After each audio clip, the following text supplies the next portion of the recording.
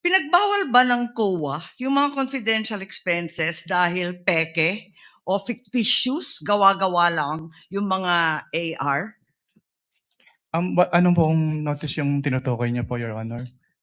Dun sa mga AR ng OVP, meron bang sinabi na gawa-gawa lang, hindi tunay, peke?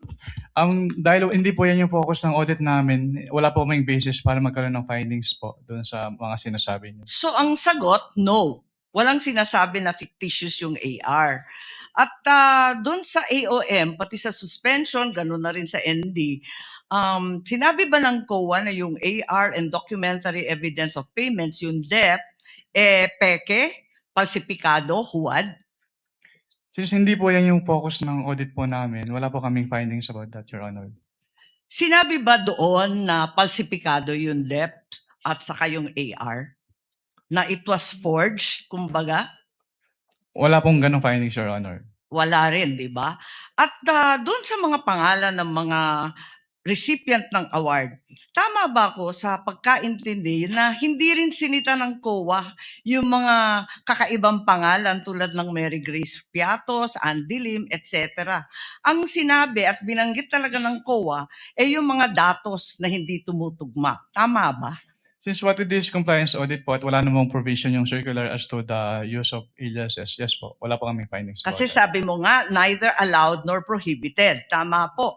So, doon sa AOM at sa notice of suspension, the names of these reward recipients was never raised by COA. Di ba? Yes po. Tama. Dahil nangyayari talaga na kakaibang pangalan ang binibigay kapag confidential or intelligence fund. Kaya isa pang tanong ko, dun sa notice of suspension, pati na rin sa ND, ang pagkaintindi natin, final ba ito o hindi? Kapag sinabi po kasing notice of disallowance under the joint circular, meron na pong obligation to restitute agad. Tama, final siya sa COA. Pero kahit ang desisyon ng COA, pwedeng dalhin sa Supreme Court para maging pinal na pinal. Di po ba? I-clarify ko lang po, kapag dumating na po kasi sa Supreme Court, ang tanging ground na lang po dyan ay grave abuse of discretion amounting to lack or excess of jurisdiction. So wala na pong kinalaman po yung factual matters. Ganun nga, talaga naman na matters of fact, hindi naman rin na-raise sa Supreme Court, tama ka doon. Pero hindi pinal. Pwedeng dalhin sa Korte Suprema. At no point are these final. I-clarify ko lang po, yung decision po ng COA to restitute ay hindi po apektado nung pag-file sa Supreme Court. So kahit mag-file po sila ng petition for certiorari sa Supreme Court, kailangan na po nilang ibalik kaagad. Kasi yung pendency po ng petition for certiorari, hindi po niya na-stay yung obligation to restitute. Naintindihan natin yon, pero hindi pa tapos ang kaso. Pwede pang dalhin sa Korte Suprema, hindi po ba? At saka dun sa notice of suspension, balikan ko lang, was there a finding na ginamit sa pansarili yung mga confidential funds ng OVP? That is a presumption po under joint circular.